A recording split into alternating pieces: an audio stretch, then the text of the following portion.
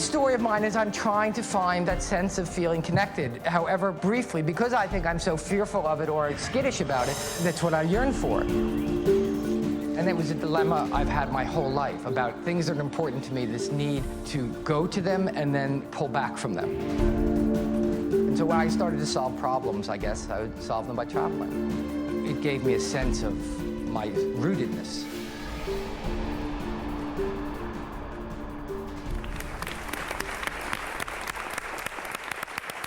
So first of all, it's a wonderful, wonderful pleasure to share the stage with you. Congratulations on the book. Thanks. So let's go back a little bit to the beginning of the book. How did how did the journey of the book actually start? The idea of the book. Well, I got the notion for the book in the back of a taxi. I was in the back of a taxi, and I was on my way to the airport to go to Patagonia. My now wife and I had just decided to get married, and we'd been engaged for a long time. We have a daughter together. We have this wonderful life, and yet somehow I couldn't quite get comfortable with the idea of getting married, I guess. And anyway, it was a process. And so we'd finally decided, let's get married, and let's do it. And we were feeling very lovey-dovey, the way people feel when they make these decisions. And so I was sitting in the back of the cab, and I was really almost sort of weepy, like I just felt so sad to be leaving. But the other part of me was just thrilled to be going. And I thought, what is wrong with me? You know, I thought, well, how can I feel so strongly one way and so achingly yearning the other way?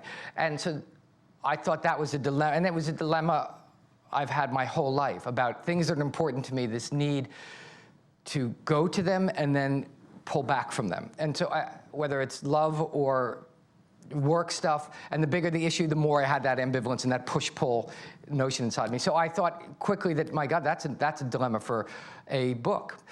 And we'll talk later, I guess, about, you know, why travel for that. Why travel? Funny you should ask that. What do you mean? Well, I mean, why solve that dilemma in traveling? Well, that brings us all the way back to the beginning of, you know, travel changed my life. I found who I was through travel. And the more I traveled, the more travel changed my life. I mean, I didn't go on vacation so much. I love vacation, but I was talking about going just alone, without a plan, showing up in far places. And I grew up in travel. You know, I was sort of famous in a certain way in my 20s, and I was leading it was my life, so it didn't seem odd, but I suppose it was a very peculiar life. And I've said many times I wouldn't wish success on anyone under 30, you know, because it was just, I had no idea. My hands were not on the wheel. And so I was just reacting to what was happening to me and around me. And so then when I found travel sort of late in my 20s, so I was 29, it gave me a sense of my rootedness. You know, one of the paradoxes, the more unrooted I would become in the world and the more untethered I was, the more rooted I felt. And that made paradoxically great sense to me, and I don't know why. And I still don't know why, really, I guess, you know. And so travel started to change my life. And so when I started to solve problems, I guess, when I had questions, I would solve them by traveling. So that's why it's sort of this weird personal kind of question, and not many people might apply racing as far away from your loved one.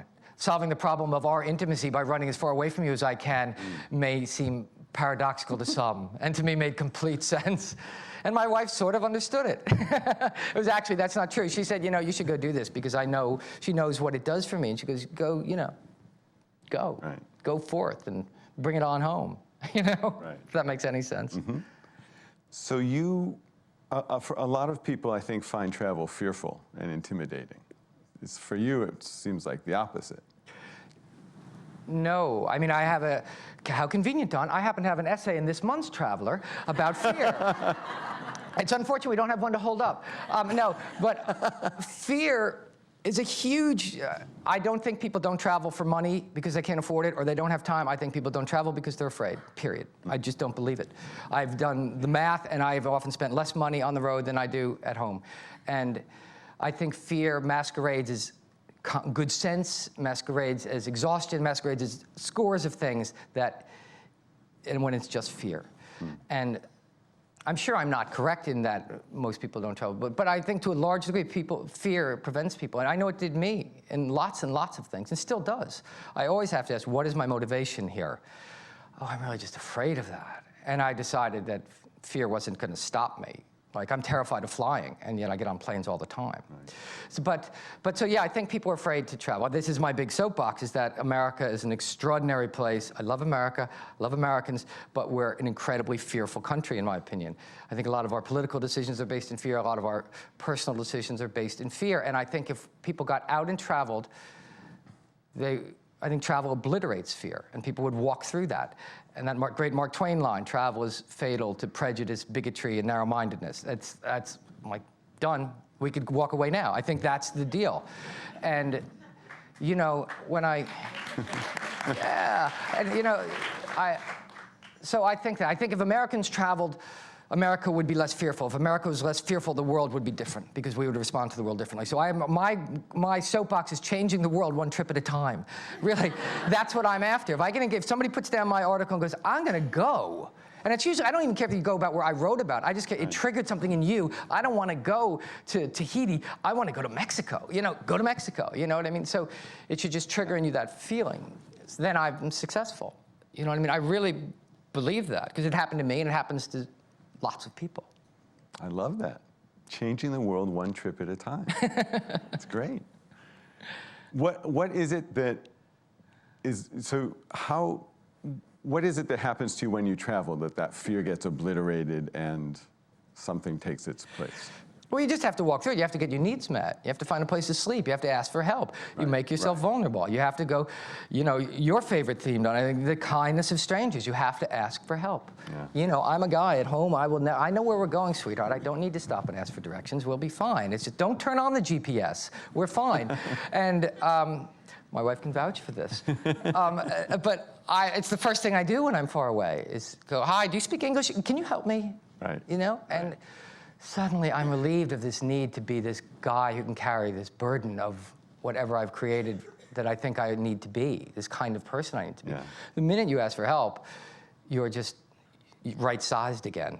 Yeah. I am, anyway. I don't even know I've been trying to puff up and be, because fear also makes me sort of try and act like, you know, put on a shell that everything's cool, I got this, I'm handling this, and I'm not handling this, and oh my God, and the more I am not handling it, the more I have to assert myself that I am handling it, and I just, so can you help me? Yeah. Yeah. And there I am again. I'm like, oh, what a relief. Hi. Oh, you're a nice person. I'd love to go out to dinner with you. Yeah, come on. You know what I mean? And then I'm meeting wonderful people, interesting people. So I think it just ends my isolation. Yeah. You know, I find myself very isolated often in the world because of my own doing. I'm not the most social, gregarious. I'm not real at ease in a lot of that, and I don't find myself in social situations. That's not how I locate myself, you know? So I find when I make myself vulnerable in those, and it always happens when I'm alone. You know, I prefer that experience alone. Right. So it's a weird paradox, if that makes any sense. Yeah. And this kind of brings up one of the many things I love about your book, and that I just love about you too as a person, is you are able to be so vulnerable. You're very vulnerable as a traveler.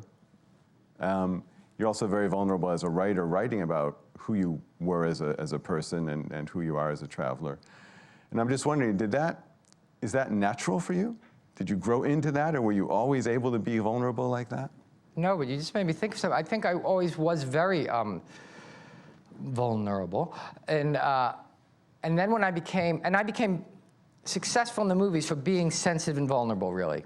You know, that's what I sort of was. I had a quality that was that. I've been doing a lot of press for the book now, and every show I go on, they always are pulling out clips of Pretty in Pink and saying Almost Fire, and I look at them, and I haven't seen them in years, but I look at them and I just kind of go, wow.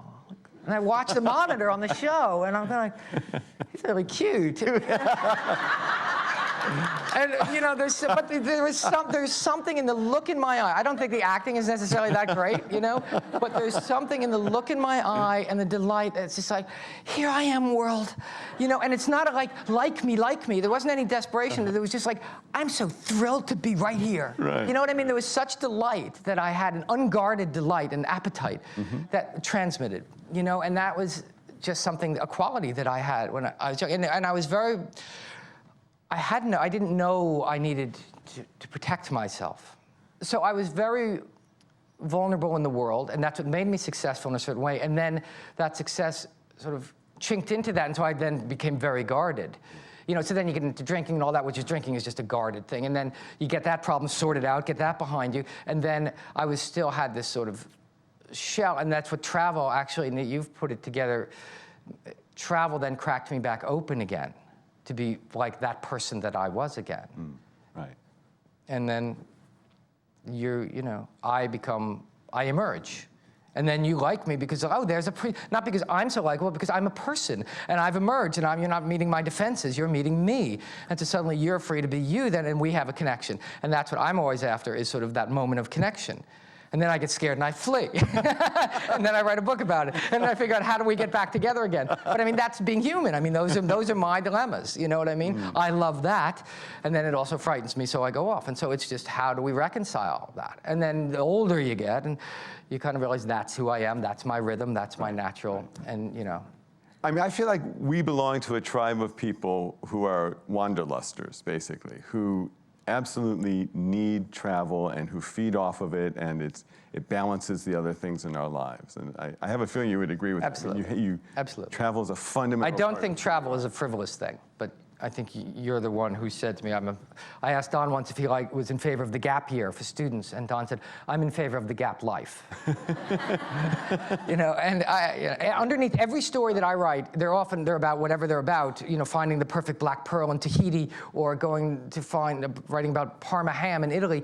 What is underneath every story I write is, this can change your life. This piece of Parma ham can change your life. It changed mine, and that sort of passion underneath it. And when I did eat that first piece of Parma ham in Parma, I was like, because I'm across from the Duomo, and the little bird, the swallows are doing the thing, and the sun is setting, and I take that thing, and it's like, wow. Is that moment of, I am so glad I'm alive, and right here, right now. That thrill again, and that happens to me.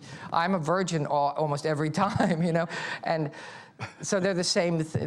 So underneath every story I write is that sort of sense of, this is worthwhile. Yeah. I'm not writing about what I'm writing about, ever.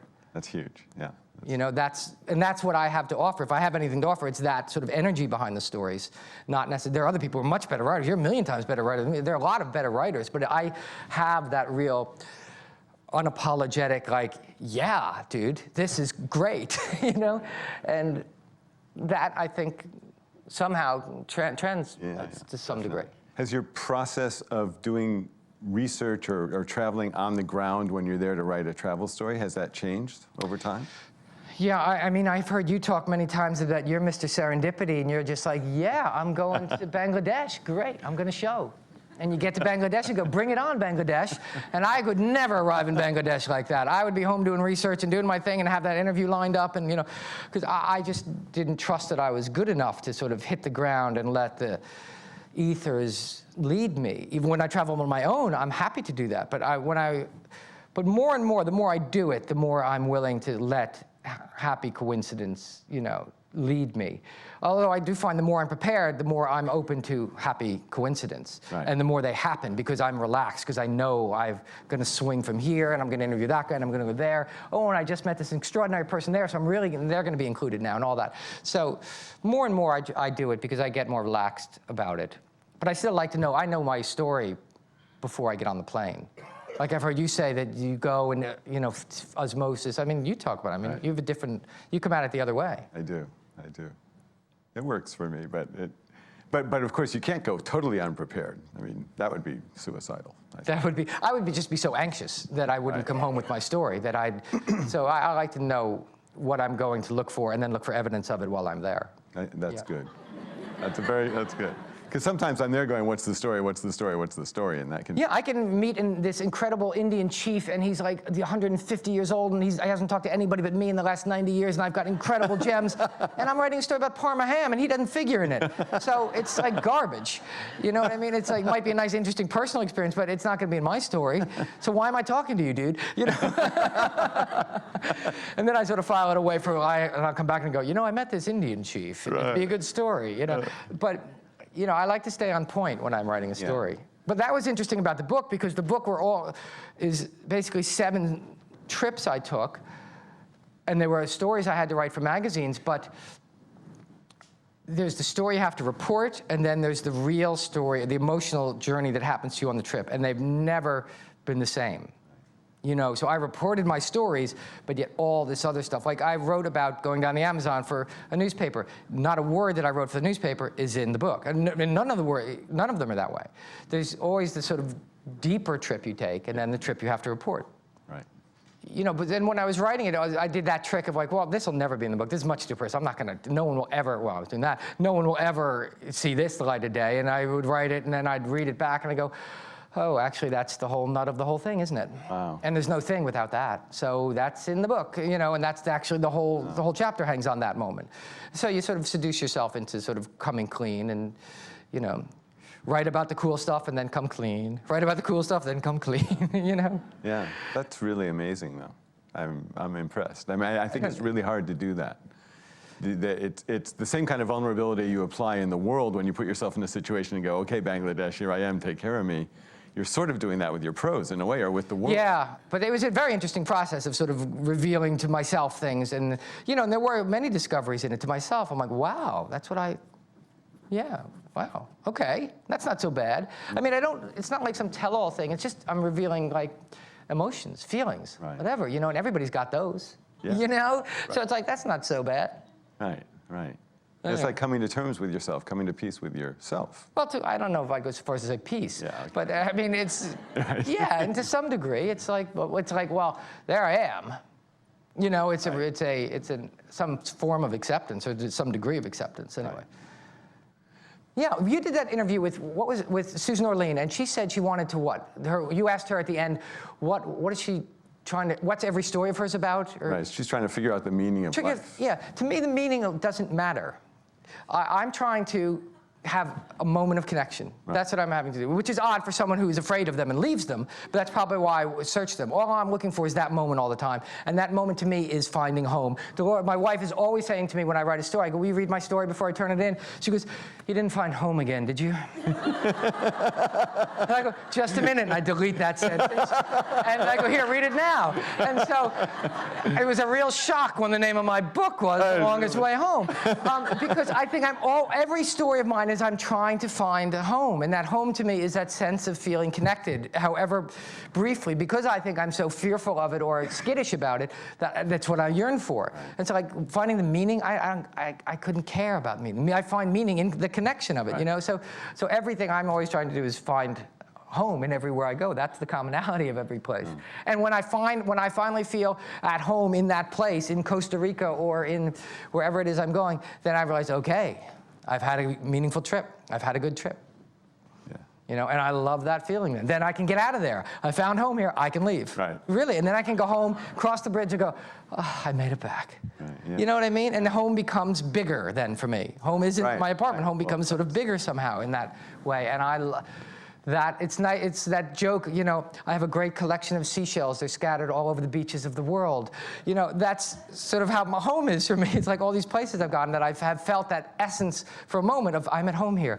Next, I'm at home here. Right. I'm at home here. So I'm sort of at home everywhere in a certain way. That's what we talked about before. I'm not looking for escape. I'm looking for the opposite of escape. I'm looking for at-homeness. And so it's not like you're leaving those homes. You've sort of got them inside you. Yeah, totally. You found them, totally. So. And I don't need them in a certain way. I can go forth from them because I have that, you know? Right. Yeah. Wow, figuring it all out here. Yeah, we got it. I think we nailed it. You know, this has been a really extraordinary evening for me, and I think that you've awakened a lot of us with your honesty and your eloquence and your great stories and your great spirit. So thank you very, very much. Thanks, Don. Thank you. Thanks. Thanks, Don. Yeah.